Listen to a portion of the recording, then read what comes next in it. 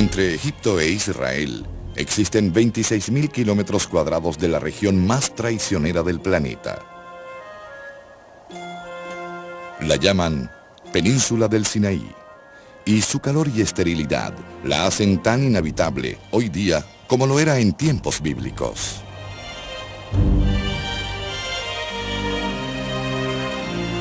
Pero durante 40 años, una tribu de esclavos de un faraón enfrentó estas inhóspitas condiciones al intentar huir a la Tierra Santa, una tierra prometida a los israelitas por su Dios.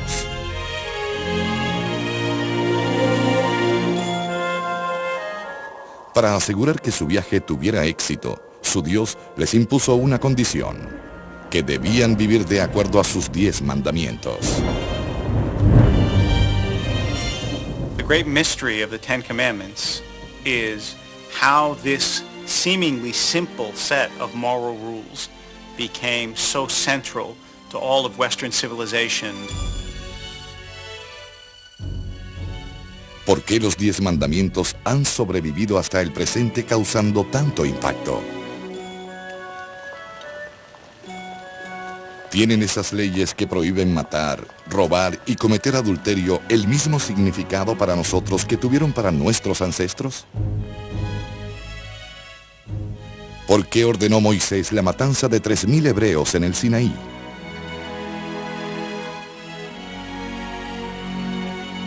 ¿Será posible, como algunos piensan, que realmente existan las tablas que han sido conservadas en el Arca de la Alianza? Estos son algunos de los misterios de la Biblia.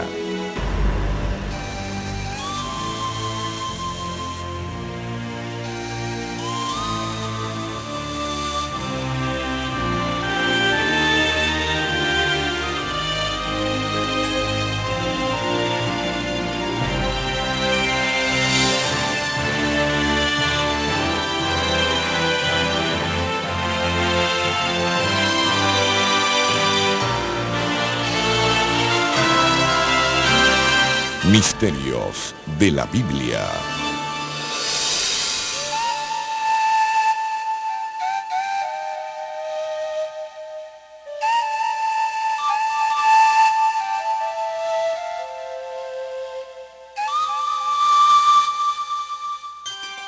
Los 10 mandamientos. Primera parte. Los elegidos.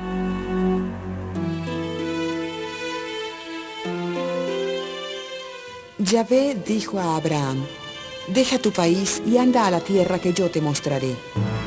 Haré de ti una nación grande y te bendeciré. Engrandeceré tu nombre. Génesis 12:1.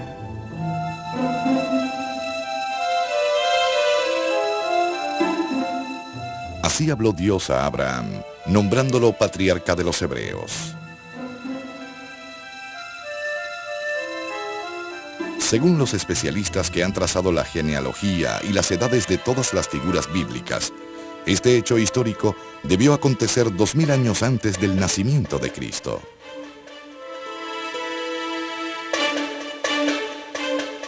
Pero 2000 años más tarde, no se había formado aún nación alguna por la tribu de Abraham. Un hecho bien documentado en registros oficiales egipcios de la época es que sus descendientes eran mantenidos allí como esclavos.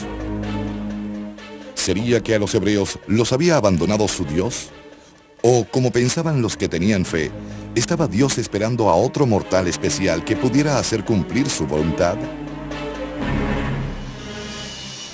Moisés, en su juventud, había matado a un guardia egipcio que estaba golpeando a un esclavo hebreo, teniendo que escapar para salvar su vida.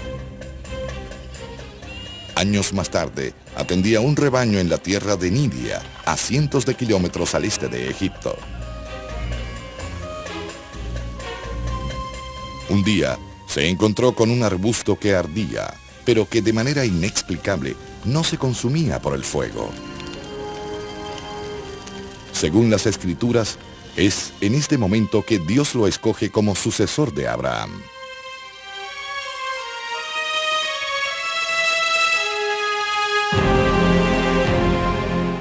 Yahvé dijo: He visto la humillación de mi pueblo en Egipto. Yo te envío al faraón para que saques de allí a mi pueblo, los hijos de Israel. Éxodo 3:7.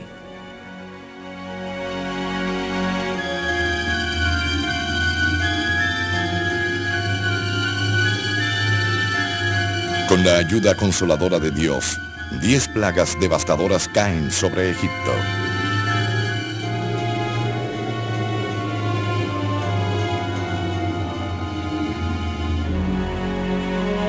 Y así, podrá Moisés conducir a los desarmados esclavos lejos del alcance del ejército del faraón, llevándolos al lugar seguro. Y asegura la libertad de estas gentes cuando, para el asombro de todos, Moisés divide y luego une las aguas del Mar Rojo. La Biblia indica que el grupo era de 600.000 personas. No todas eran hebreas, pero Moisés se yergue como su líder.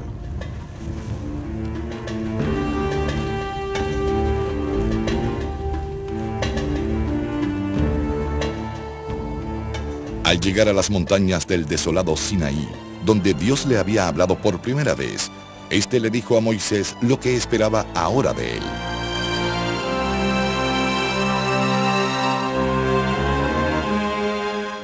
Ahora, pues, si ustedes me escuchan atentamente y respetan mi alianza, los tendré por mi pueblo entre todos los pueblos. Éxodo 19:5.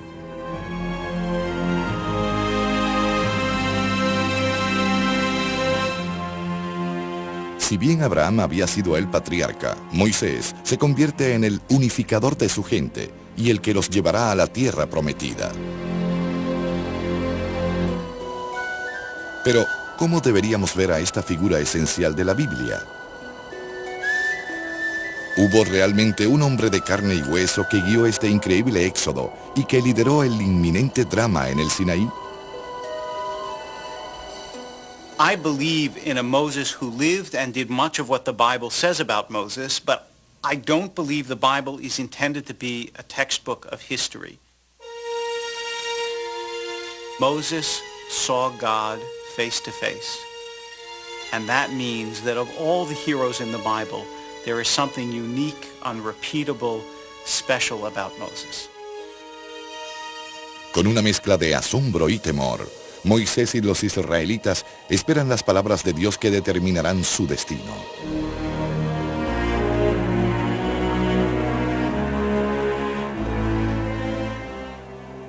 El Sinaí entero humeaba, porque Yahvé había bajado en medio del fuego. Todo el monte temblaba con violencia. Moisés hablaba, y Dios le contestaba con el trueno. Éxodo 19:18.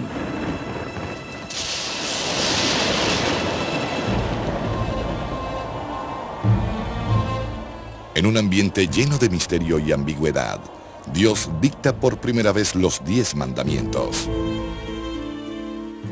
Contrario a las creencias populares, Moisés no ascendió el Sinaí.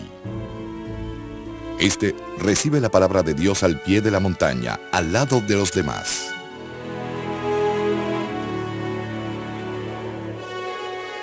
No tengas otros dioses fuera de mí. No te hagas estatua ni imagen, no te postres ante esos dioses, ni les des culto. No tomes en vano el nombre de Yahvé, tu Dios.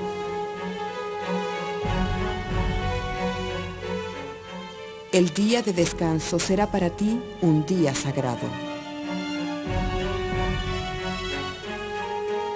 Respeta a tu padre y a tu madre.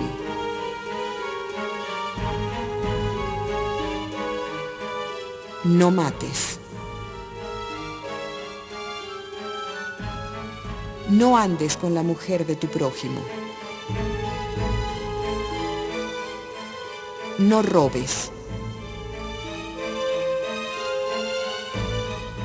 No des falso testimonio contra tu prójimo.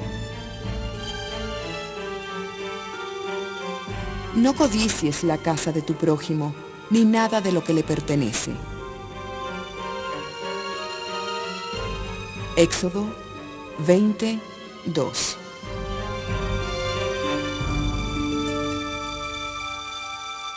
Estos fueron y serán siempre los 10 mandamientos. When God came to little Israel, so recently enslaved, having nothing, they said, yes, we will take this law code. Yes, we will take this Torah. And that will be the heart of who we are. ¿Comprendieron Moisés y su gente las implicaciones revolucionarias de algunos de estos mandamientos? Leyes que los separarían aún más de lo que estaban de las otras culturas del Oriente.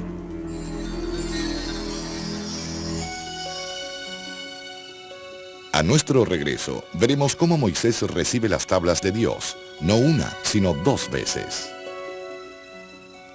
Y a su retorno de la montaña, ordena que hermanos se maten entre sí. Pero, ¿por qué?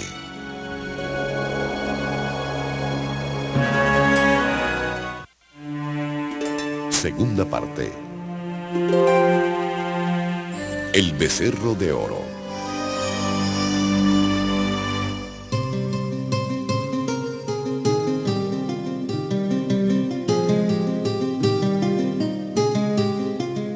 En los últimos 3.500 años, desde que Moisés guió a su gente al monte Sinaí para recibir los 10 mandamientos, no se ha conseguido evidencia alguna que indique en cuál de estas montañas que surgen de este ardiente desierto se llevó a cabo este drama histórico y bíblico.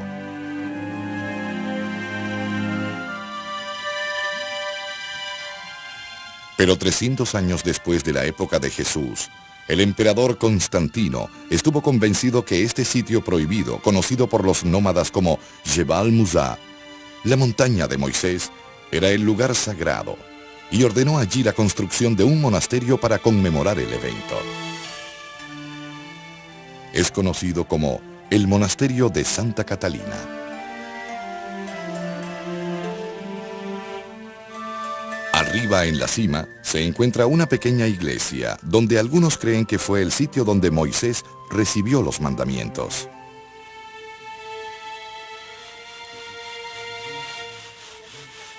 Pero los arqueólogos no han podido encontrar evidencia alguna que esta gente haya estado aquí en la antigüedad, o como la Biblia también indica que hayan vagado durante 40 años por este desierto.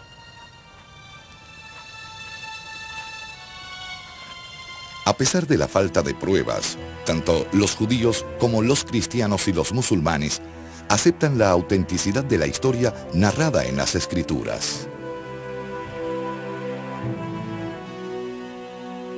If something didn't happen on Sinai to the children of Israel, they would have had to make up a story that it had.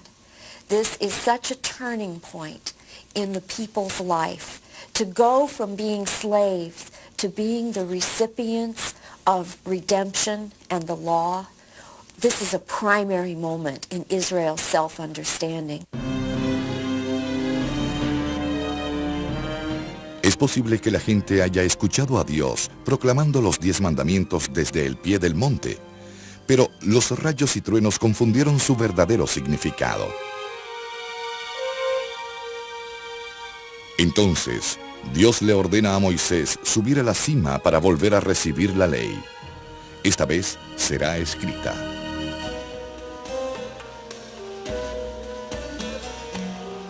Los israelitas estaban muy familiarizados con el Código de Hammurabi, un grupo de leyes sofisticadas por las que regían los faraones, al igual que los sistemas legales de otras sociedades del cercano Oriente. Muchos aspectos del comportamiento humano considerados innobles en los mandamientos como asesinar, robar y cometer adulterio también estaban prohibidos en esas culturas, pero hasta aquí llegan las semejanzas. Los 3 primeros mandamientos declaraban enfáticamente que el Dios de los hebreos era diferente a todos los demás dioses conocidos en el cercano Oriente. No podía haber un Dios del sol, un Dios de la lluvia, ni tampoco un Dios de la guerra. Solo un Dios invisible, el cual, los humanos nunca debían intentar representar en forma de ídolos o referirse a este de modo irreverente. Part of what's going on in the Ten Commandments is they're making the point, we are not the Egyptians. Part of what it's saying is you won't be like those people who enslaved you and who were so committed to their monumental architecture, they didn't care how many of your people died making the monumental architecture.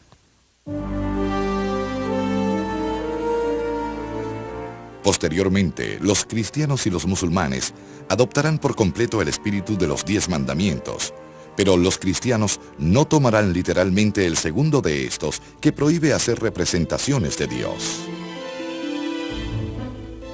Soberbias obras maestras, hechas para la Iglesia, han representado imágenes del Señor a través de la historia. ¿Ha sido violado un importante mandamiento? ¿Cómo se puede justificar esta interpretación de una ley sagrada? There's a different dynamic at work in the Christian community from the beginning because of the whole doctrine of the incarnation. If God has become flesh in the person of Jesus, then the human body becomes an image of God, which after all is the biblical tradition. We are created in God's image. But as soon as, Jesus called God Father in his own prayer. If God is addressed as Father, then one could begin to portray God in paternal human imagery.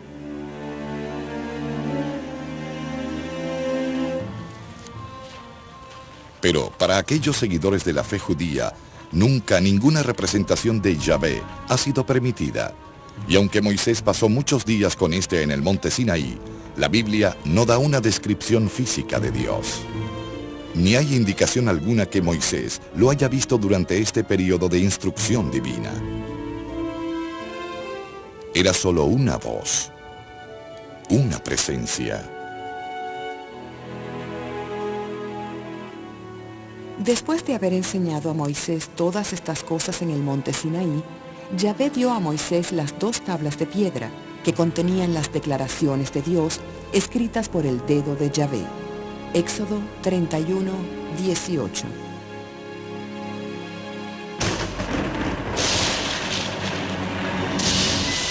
Entonces Dios se enoja y ordena a Moisés a bajar de la montaña.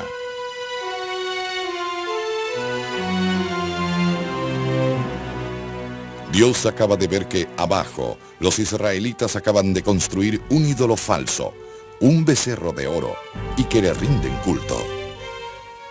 Amenaza con destruir a la comunidad entera y hacer que Moisés empiece solo una nueva nación. Entonces comienza una extraordinaria serie de eventos que continúan atrayendo el interés de teólogos y estudiosos. Primero Moisés le suplica a Dios que renuncie a su plan catastrófico. Y para su sorpresa, Dios cede ante el deseo del patriarca. Cuando Moisés arriba a la escena y presencia él mismo la escandalosa idolatría, también pierde la razón. En el momento, preso de la ira, rompe las tablas sagradas. He sees broken commandments, as it were. And what does he do? He breaks the tablets on which the commandments are written. And so it is as if a certain brokenness evokes another brokenness. As if the chaos evokes the anger. ¿Qué se apoderaría del pueblo de Moisés para que desafiara al Señor? ¿Cómo podían alabar a un becerro de oro después de todo lo que habían llegado a conocer sobre Dios? The golden calf was not a substitute for God. It was a substitute for Moses. Because as long as Moses was there as the visible symbol of the God of Israel, they were fine. The great sin was that God was trying to teach the Israelites that the greatest reality is that which you cannot see. And they hadn't learned that lesson yet. Pero por el pecado de idolatría, Moisés ordena a los rectos a usar su espada contra cada hermano, amigo o vecino transgresor del segundo mandamiento.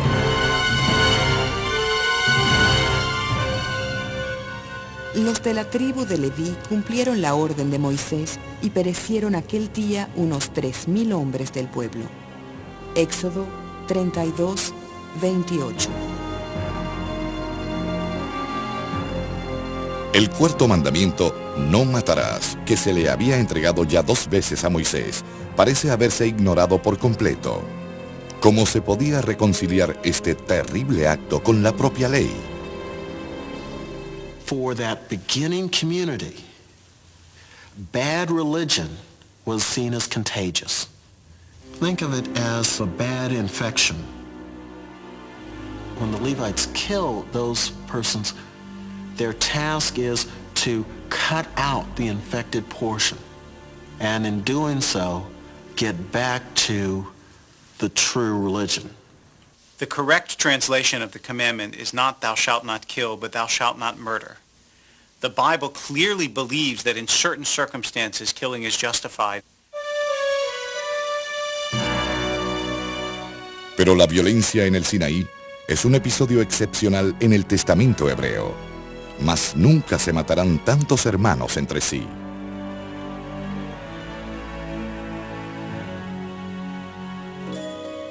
Moisés hace un segundo viaje al monte y allí se entera que Dios ha perdonado a los israelitas por su pecado.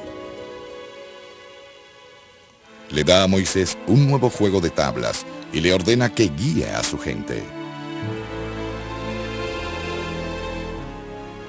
Con un rostro radiante, Moisés regresa por última vez de su teofanía, término que describe el encuentro de mortales con la divinidad. Las tablas deben ser guardadas en un arca especial bajo el tabernáculo, y ambas pesarán sobre los israelitas en el peligroso viaje que tienen por delante. ¿Existe confirmación alguna de que realmente